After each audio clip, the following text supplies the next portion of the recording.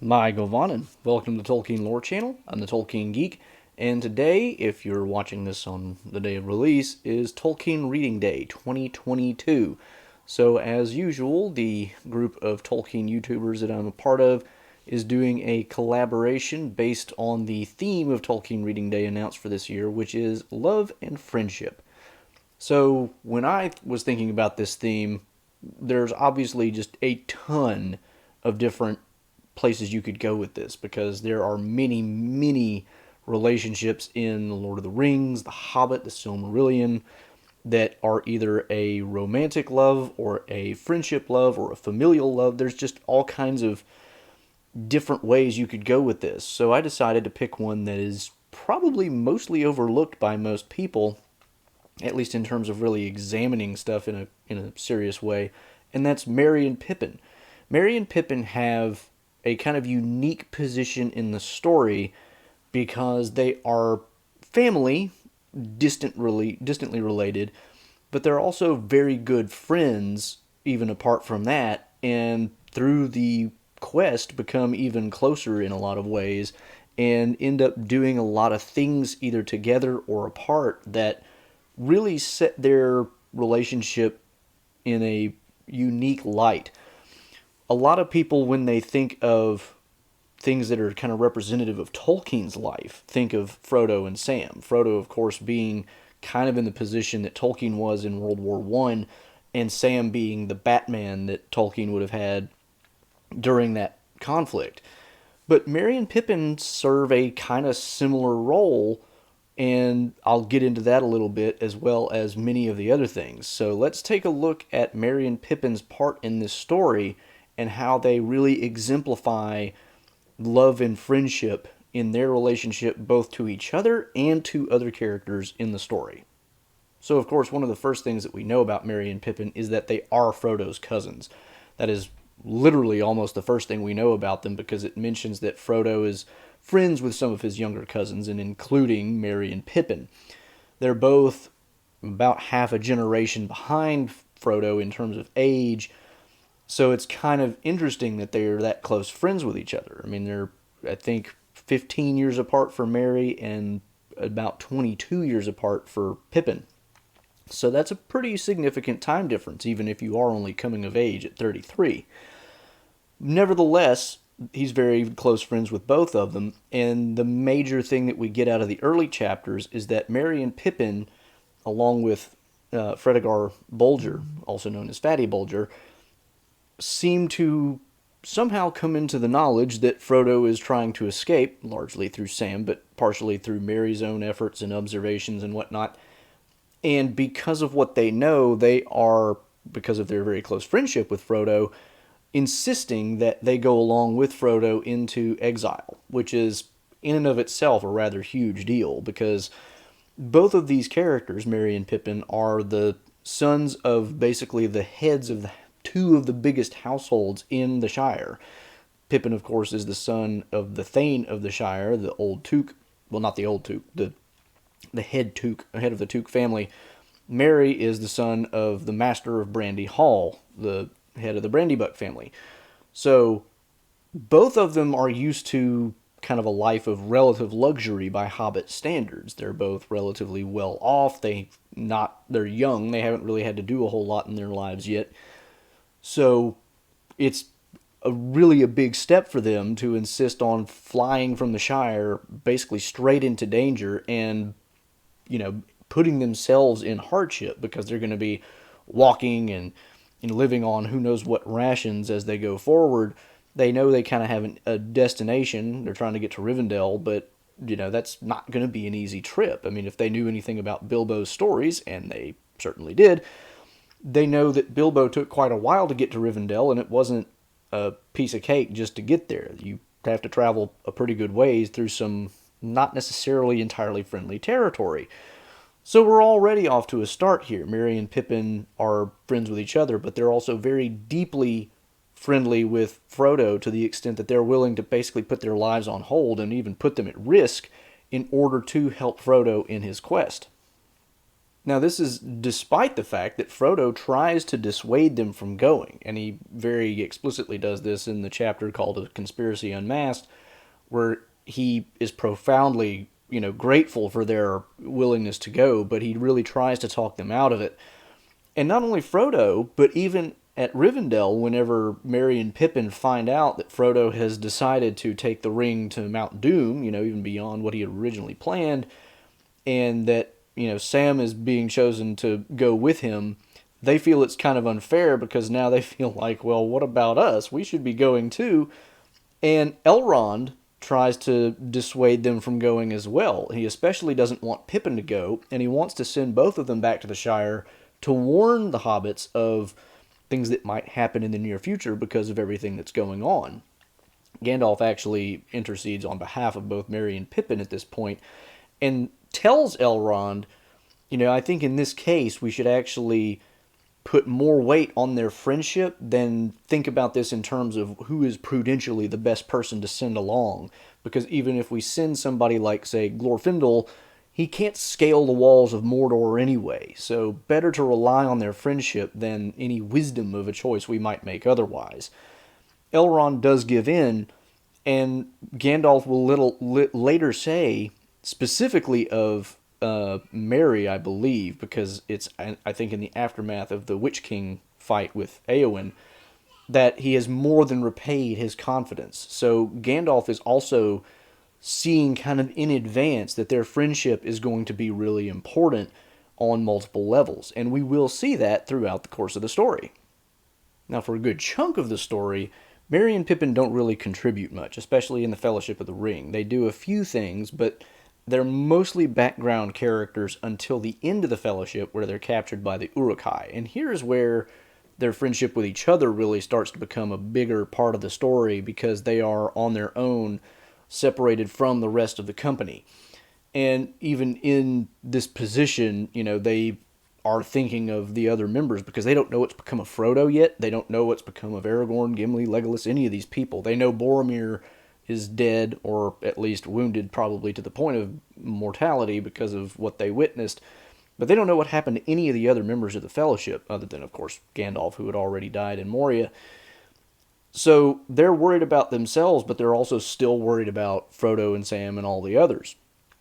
And it's in the context of being captured by the Uruk-hai that Pippin really starts to pick up some of the weight of, the getting these two characters through to hopefully a better end than just being carried off and killed, or who knows what is going to happen at the end of this trip. He's the one that has the brains to get rid of his brooch to leave a trail for anybody who might be following. And, of course, Merry is more wounded than Pippin, and that's part of the reason why Pippin is having to pick up a lot of the slack here. But nevertheless, this is kind of Pippin's moment to shine. It's where he really starts to come into his own and start behaving like a really mature adult, which technically he's not even an adult yet by Hobbit standards. But he's also caring for Merry and trying to make sure that Merry's okay with, the wound that he has on his head. And when they finally do escape, they have to take care of each other, make sure, hey, do you still have any food? We got to make sure that we can, actually continue on our legs, because it's all we got. And when they finally do escape, they do, in fact, just kind of sit down and have a meal, because they can't go very far before finally making it off into the forest of Fangorn. After this point, of course, they again kind of take a back seat, because while they do some part in, helping the Ents get themselves together to attack Isengard, it's really the Ents in the book who make the decision to do this. In the movie, they kind of shift a lot of this onto Merry and Pippin, but in the book, it's really not so heavy. They might kind of light a spark that makes it happen faster, but the Ents don't need any convincing at the end of the day like they do in the movie. Nevertheless, we get snatches throughout this that, Pippin and Merry are still very much thinking of all the other members of their fellowship, because they have become very much friends with everybody, even beyond Frodo and Sam.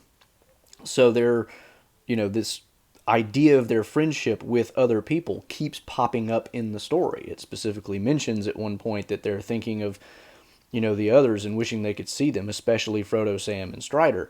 So their friendship is something that while it may kind of be on a back burner next to the things that they're really having to focus on in the front, whenever they have a little bit of downtime, it comes back to the surface. And that connection they have with the other characters is never completely forgotten or left out of the story. Later on, whenever they are taking part in, some of the events that go on in Rohan and Isengard, one of them actually ends up telling Aragorn, Legolas, and Gimli when they arrive at Isengard that for a while they were thinking of them even more than Frodo and Sam because they heard that they were in the Battle of Helm's Deep. Of course, they didn't know it was Helm's Deep or really any of the geography or anything. They just knew there was a battle going on.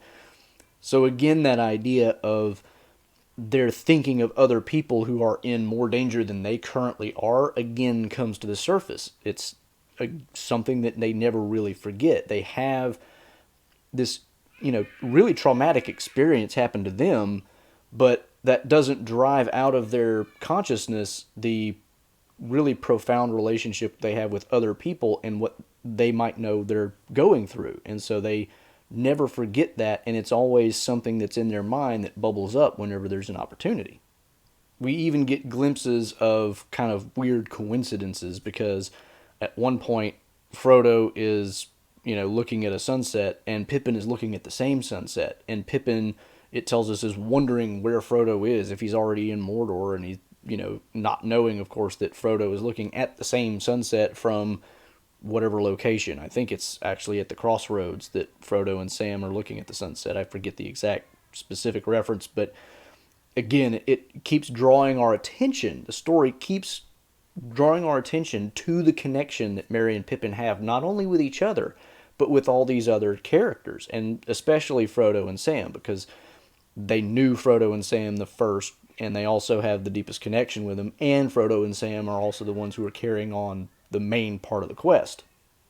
We also get a reference to Merry being lonely for Pippin, because when Pippin rides off with Gandalf, Merry is left alone, and Merry feels a lot kind of like baggage. He keeps having this thought in his own mind that he's just being carried around to no real purpose, just to be dropped off at some other location.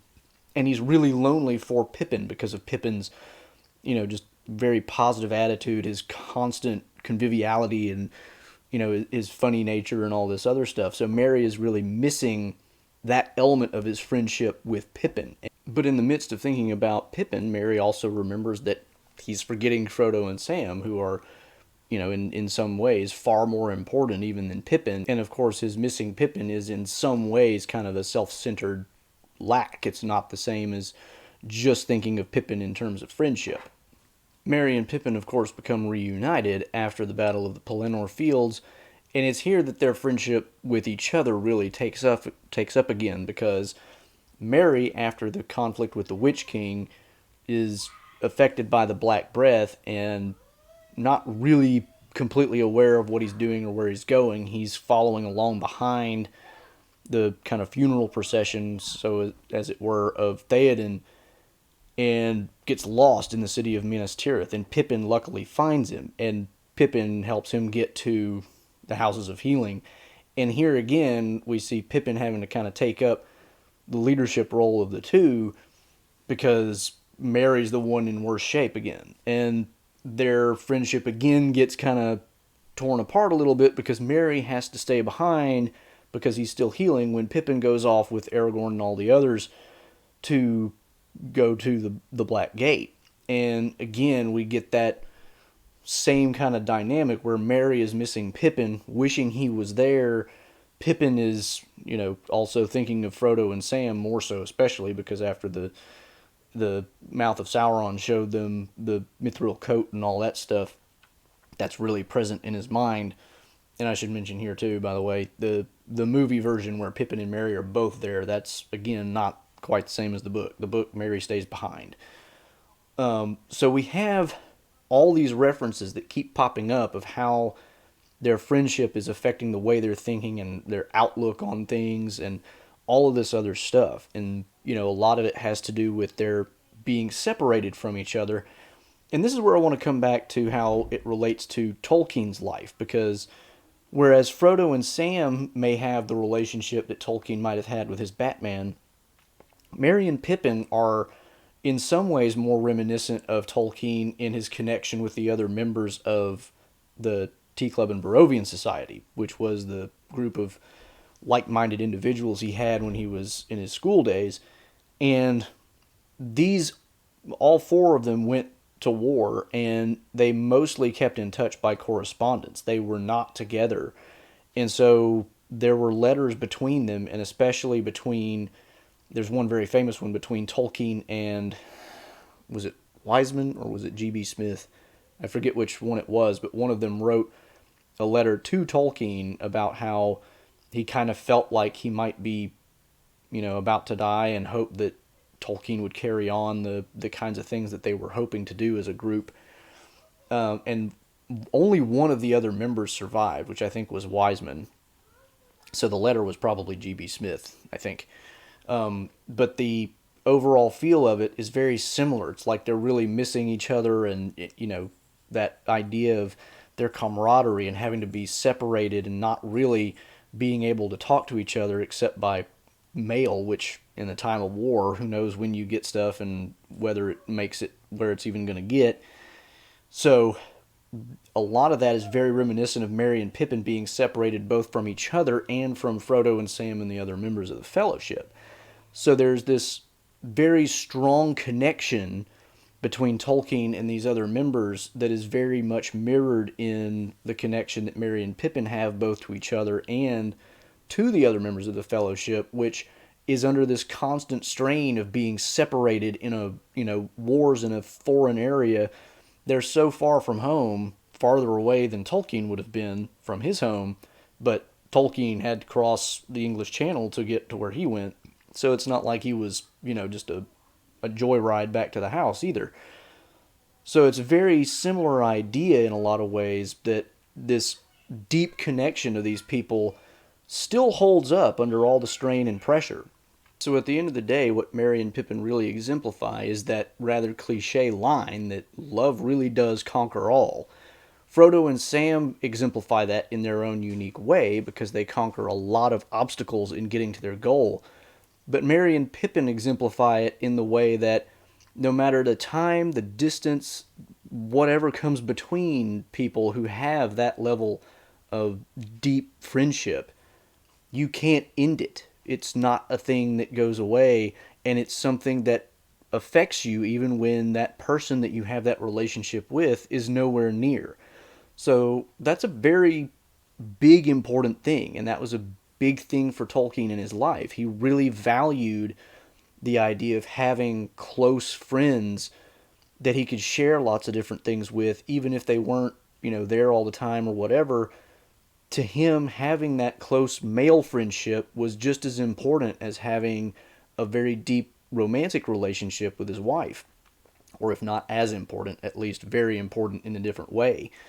So I think that that's a very significant aspect of the story that tends to get a little bit overlooked because we're usually focused on other parts of the story, or even when we're looking at Merry and Pippin's parts of the story, we tend to be looking at other things besides the way that their relationships affect the way that they think and do the things in their own parts of the story. So that is my contribution for Tolkien Reading Day. Of course, there will be a link in the description below for a playlist of all the other Tolkien YouTubers' content on this topic. So do check that out. Get all their stuff. It's going to be a lot of great videos on this one. So make sure you check all that out. And if you, of course, want to follow me, you can subscribe and click that bell icon to make sure you get all my notifications.